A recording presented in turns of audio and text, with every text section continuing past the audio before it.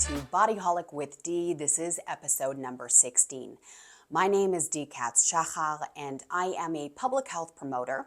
I've attained my MPH from Tel Aviv University on the research track, and I'm a fitness trainer with well over 17 years of experience, and I hold specializations in corrective exercise, women's fitness, and Pilates.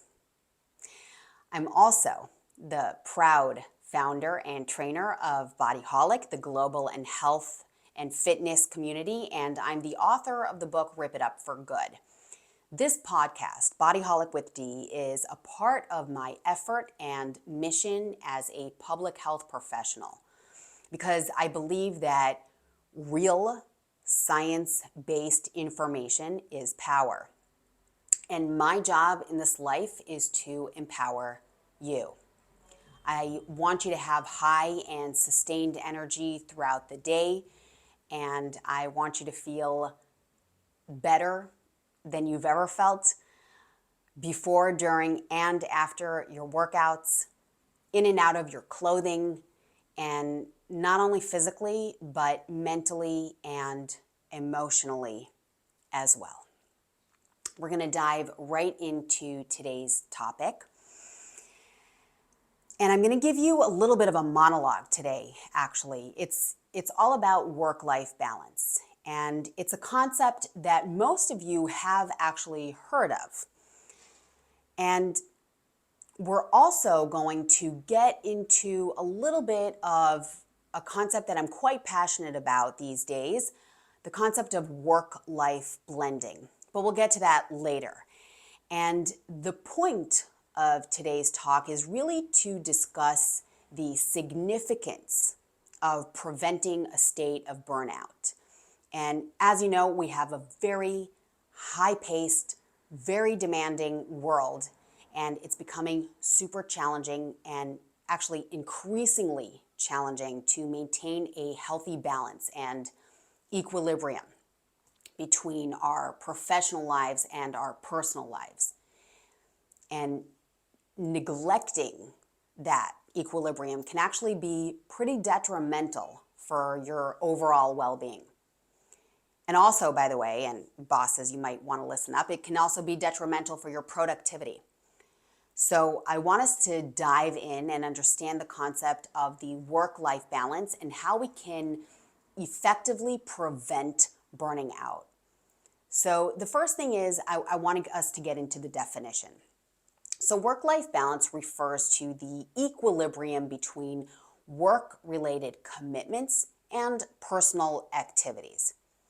So in other words, or to give you a little bit of an example, the commitments, you're getting paid to, for example, give in your report at the time of the deadline versus personal activities.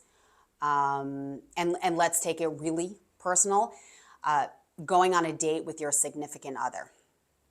Okay, so we're not actually talking about a commitment like picking up your child from daycare or things like that, where you better be there on time and you better be there. But other things that are really just about self-nurturing. And when I talk about this, I'm encompassing maintaining the physical and mental well-being and pursuing your personal interests. We're even talking about hobbies. And when I say going on a date with your significant other, then I'm talking about pursuing your relationships. So we have studies showing that relationships and deep social connections are actually the number one contributor to healthy longevity. So achieving the work-life balance leads to increased job satisfaction. And again, bosses, listen up, better health and improved overall happiness. And so this is why we're here today, to really understand this. And as you can see, it's pretty important, and I certainly take this very seriously because of the consequences of work-life imbalance, if you will.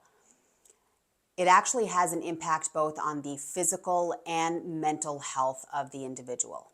So we have chronic stress, we've got fatigue, we've got sleep deprivation, and in the case of work kind of taking over our life and our personal life, we have increased risk, and this is quite serious, increased risk of cardiovascular disease, increased risk of depression, increased risk for anxiety, and then we've got the deterioration of relationships. So once you're too deep into work, too stressed out over work, spending too much time in the office, et cetera, then we've got the, of course, naturally deterioration of relationships, and we already talked about that. That certainly affects your overall well-being and health. And we've neglected social connections. Then we've got strained personal relationships due to excessive work commitments. So considering the fact that our relationships and our deep connection, like I said, is really the number one key to healthy longevity, health span. And the fact that work-life balance, when it's completely out of whack, you're harming your longevity, you're harming your health span. So I want to talk about recognizing burnout and the signs to look out for. Burnout is a state of chronic meaning ongoing, constant, keeps coming back, chronic physical and emotional exhaustion.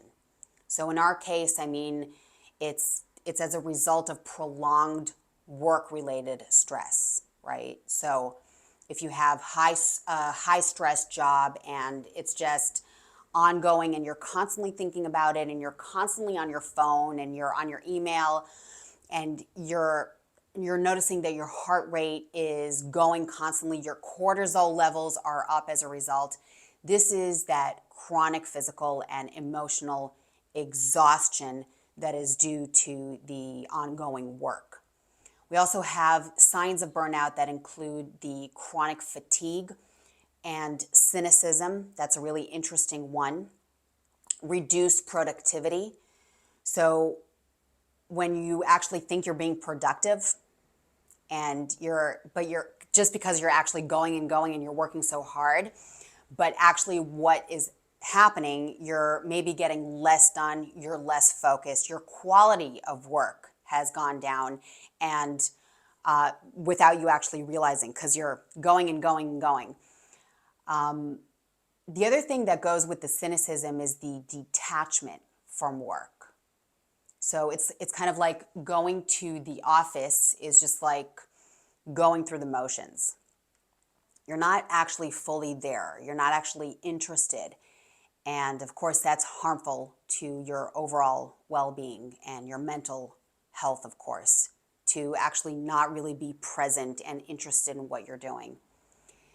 And the factors that contribute to burnout are, well, we're talking about high workload, talking about long hours, constantly working at extended hours without any breaks, without any vacations.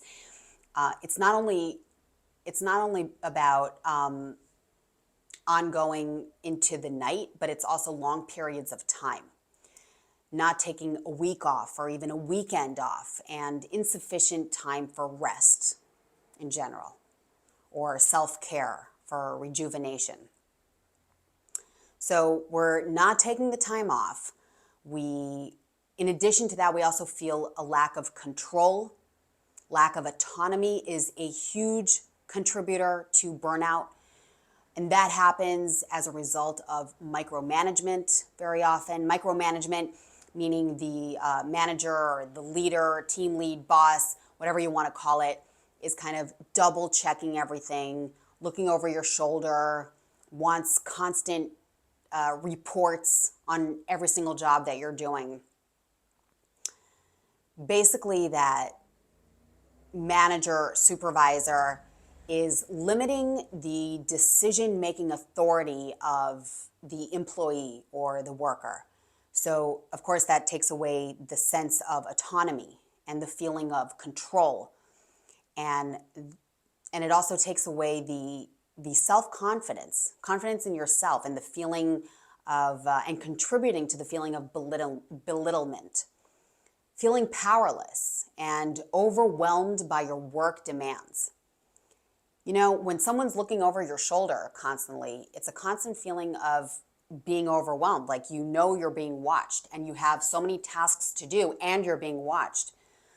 The work-life imbalance stems from neglecting the personal life and your interests because of excessive work and work commitments. And there's an inability to set boundaries between work and personal life. So I want to talk about ways that we can achieve work-life balance and prevent burnout. So like I just mentioned, the first thing, the most important thing is establishing boundaries. Define clear boundaries between personal life and work. Even if it's a matter of if you work from home, so make sure that this room is designated for work and that room is designated for life. See what I mean? So even if you don't have a lot of space, you can totally make it happen. It could be, you know, this corner is my work corner and the rest is where life happens. So another thing other than boundaries is the prioritizations. Prioritizing your personal time, your hobbies, what gets you going, what gets you excited. It could be pottery, and it could be working out, going to specific kinds of workout, exercise classes. It could be dance class. I'm literally just thinking off the top of my head about people I know and what they do. It could be bike riding, it could be going for a run, whatever gets you going and excited. Make sure, and as far as I'm concerned, this is pretty much a matter of well-being versus no well-being, quality of life versus low quality of life. So make sure these interests and hobbies are taken care of. I clearly take hobbies very seriously. So when I'm saying prioritize that personal time, I'm not saying that it has to be every single day, okay? Because that might be just something that's not realistic, but certainly make sure that it's in your calendar for once or twice a week. Get those commitments in, block that time. And if you don't have anything listed, by the way, for social commitments, social time, make sure that you get something listed in your calendar. If you don't have any social interactions set up for the future, for the near future, get them in.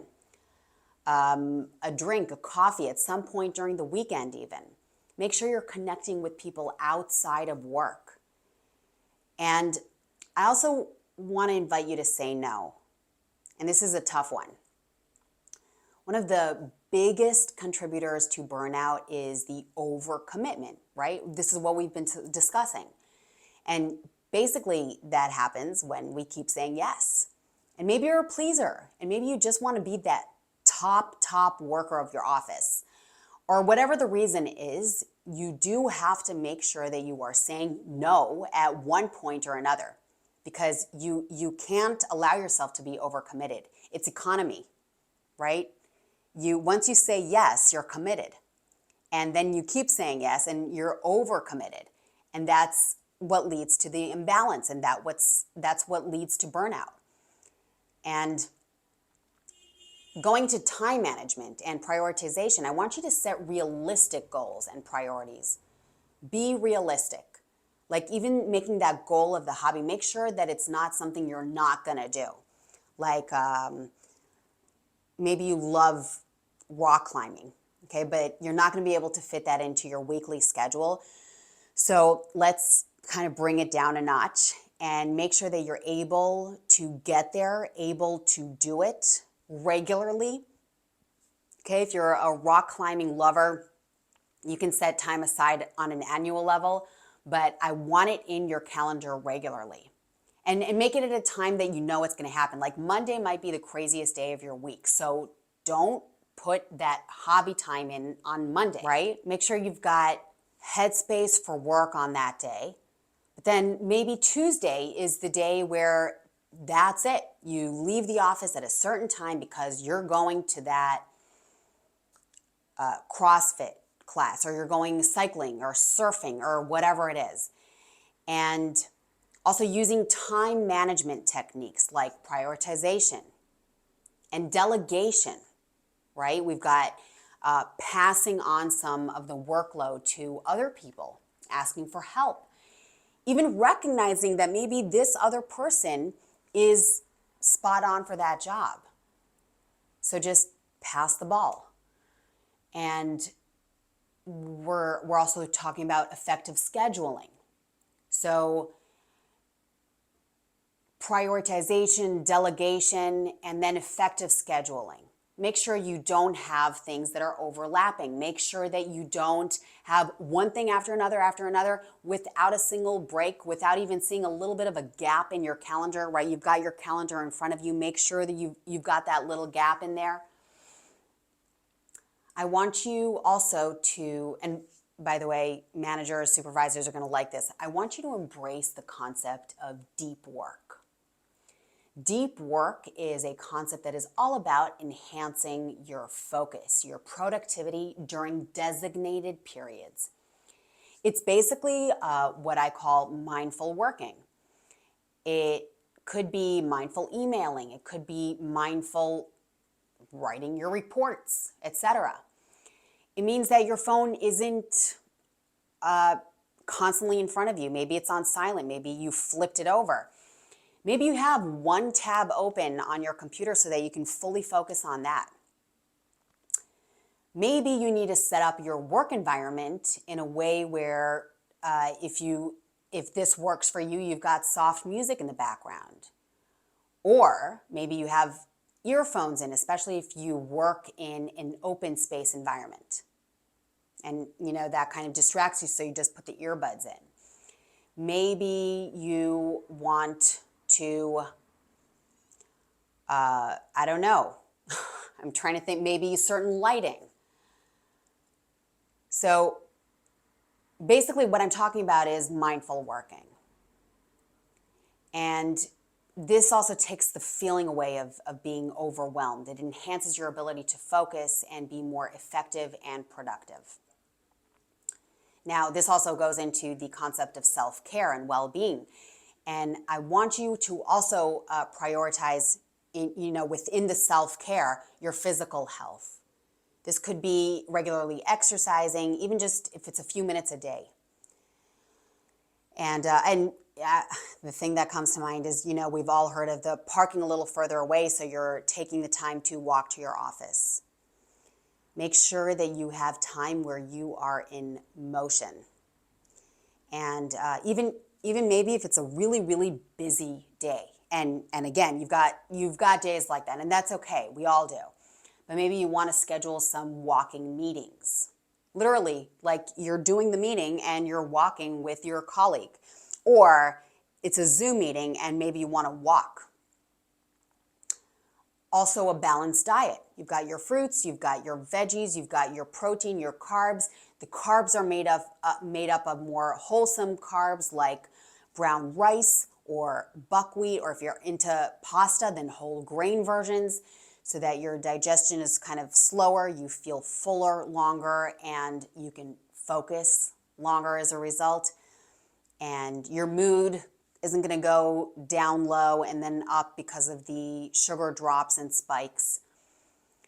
And lastly, let's talk about, in the frame of self-care and physical well-being, let's talk about sufficient sleep. So when we're prioritizing physical health, what I'm doing is I'm asking you to do 3 things. Exercise regularly, even if it's making minor changes throughout your day, just to get you moving, your blood flowing a little bit more, getting you into your balanced diet. That's the second one. Making sure that you have a snack in your drawer. Maybe it's a box of veggies or some nuts instead of something that you kind of have hiding in your drawer that's going to spike the sugar. And of course, then there's going to be the drop, right? And then the third is sufficient sleep. So I'm asking you basically not to scroll through your social media until 2 a.m. and then wake up at 6 or 7 or 8 for work and you have not gotten enough sleep. That's definitely insufficient sleep. That's a huge contributor to the feeling of burnout. And then see if you can engage in stress reducing activities like meditation or mindfulness and different hobbies like that pottery that I mentioned before. And if meditation, by the way, is an overwhelming word for you, and like when I say you're just like, nope, no thank you, then let's maybe sit still. And that's fine. You can turn it into just quiet time. Without any gadgets, just sitting down, maybe sipping on your morning coffee very slowly, mindfully, and just noticing, where you are today, how you're feeling physically, what's going on around you. Maybe you're sitting outside. Just time with yourself. And you can even set a timer for 2 minutes. So I'm asking you for 2 minutes out of your whole day. And I truly believe you can absolutely give me 2 minutes. Give yourself 2 minutes. And also, I want to invite you to practice self-compassion beginning right now. This means actually seeking support from your friends, your family, and also professional support if you need it. Absolutely. And in that way, you're being kind to yourself. Reaching out for help is an act of self-compassion. It's you saying, I need to be cared for.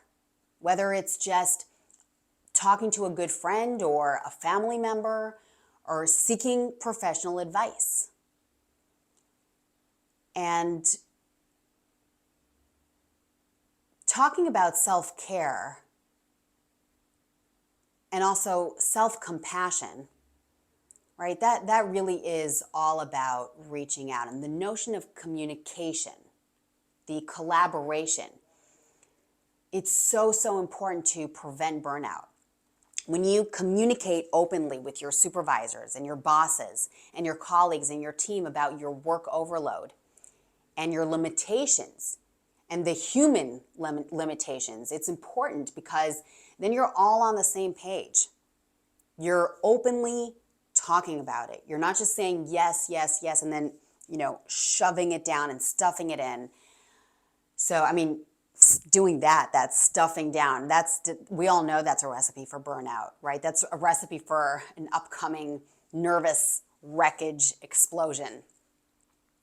So going back to collaborating, delegation, different tasks, share responsibilities with your team, and do it effectively. Like I said before, if you know that this one person is going to be really good at this one job, just maybe hand it over. Talk about it. And if you don't want to overwhelm them, then just at least discuss it, put it on the table. And maybe the answer is yes, and maybe the answer will be no. But even if the answer is no, you will have talked about it, and then there's a way to the solution. You can figure it out. You can talk to your supervisor, and your supervisor will figure it out. So it's all about fostering an environment that is supportive, I believe.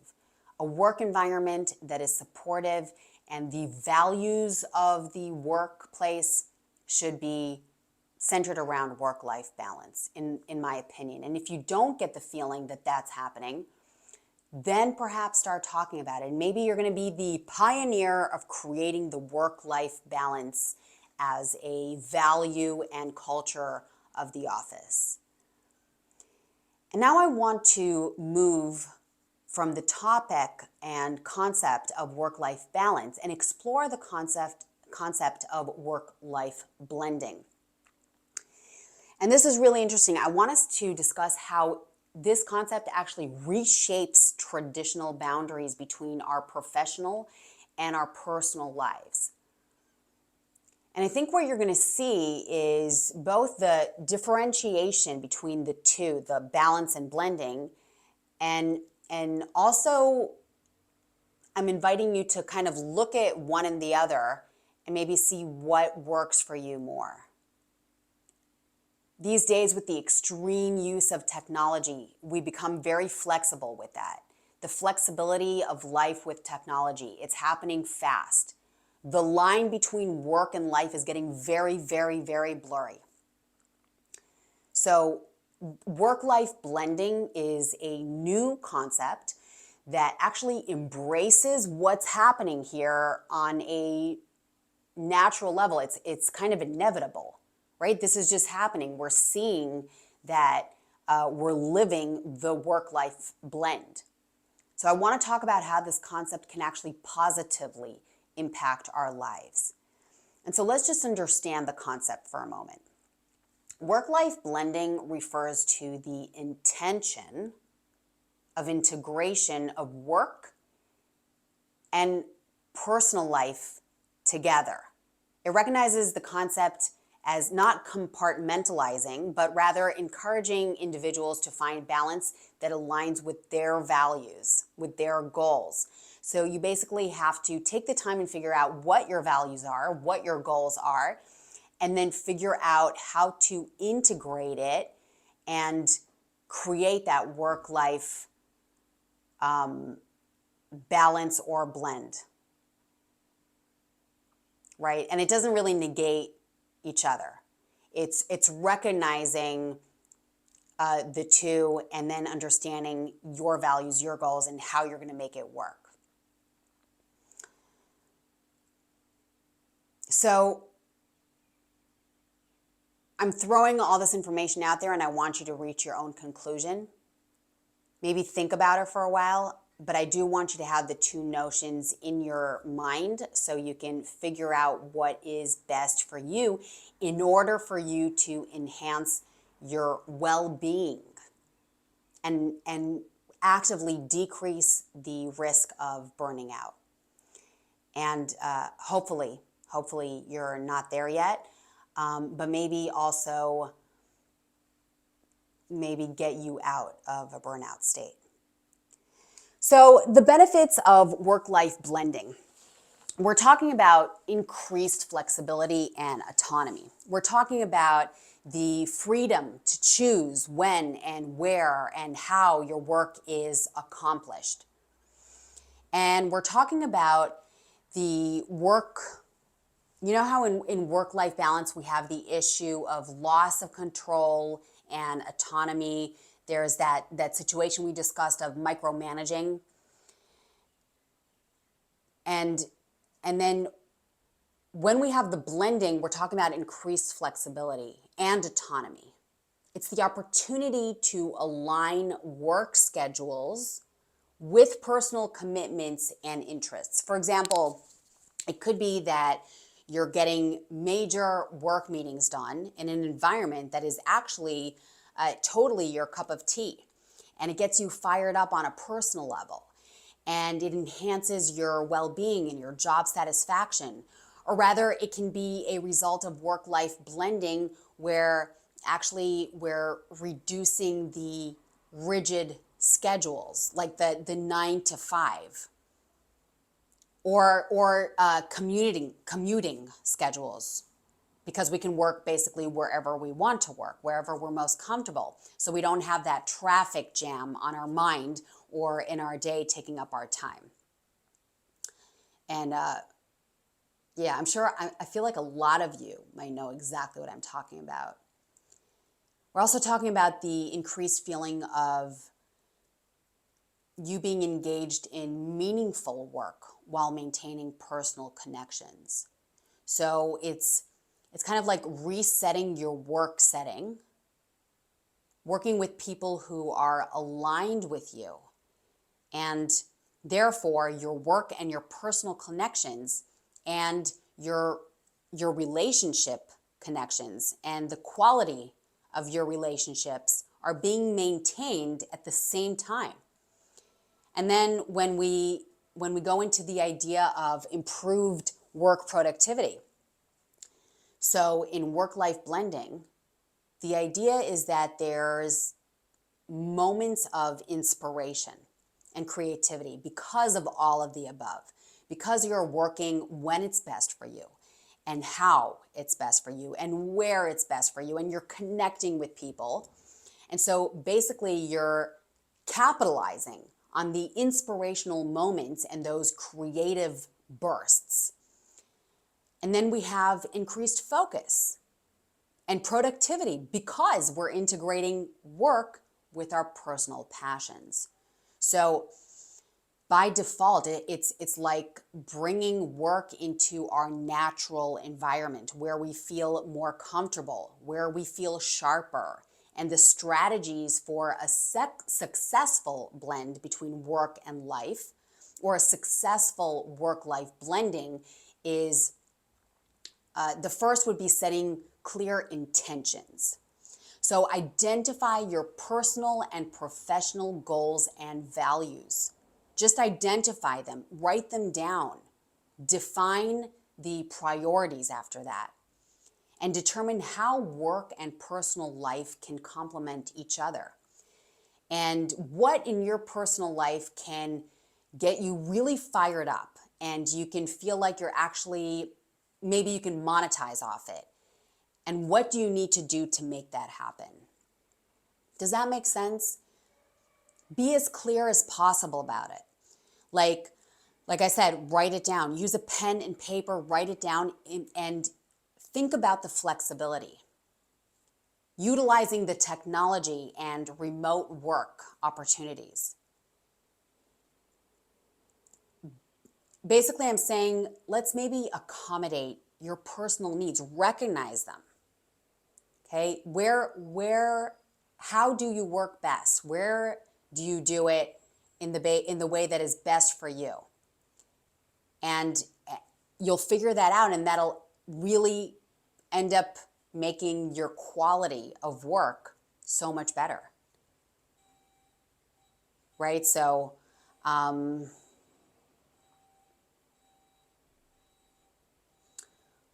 the focus is a lot more on outcomes now, right? People are starting to realize that it doesn't matter how long it took you or where you did it from, it's the outcome. It's maybe your outcome was so exquisite, that's all your supervisor is going to care about or your client is going to care about. Also here, we have to define boundaries though.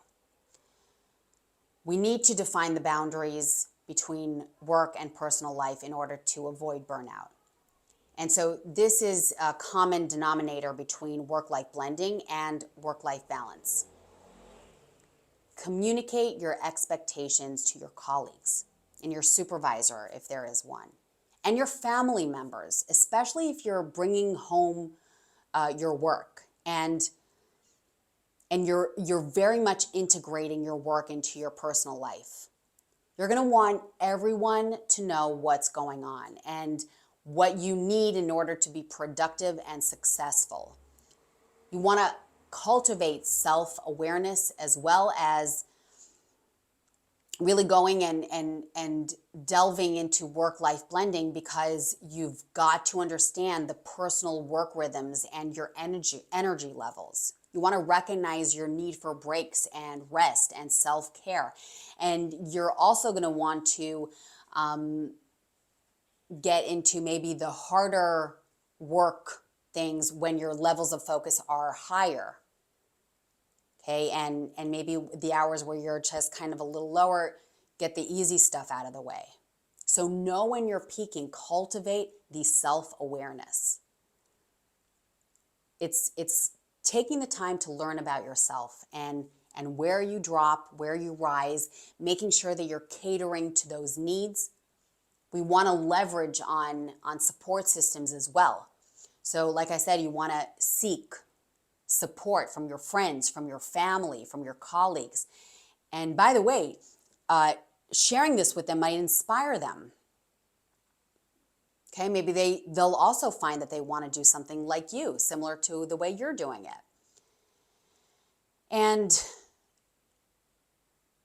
maybe create a network of like-minded individuals and people who understand the work-life blending concept. and who maybe do it themselves or want to learn from you. Like I said, maybe you're inspiring these people. Share with them, support each other and learn from each other, and maybe work together. And then you can create a team. So the biggest issue I think in work-life blending is the distractions.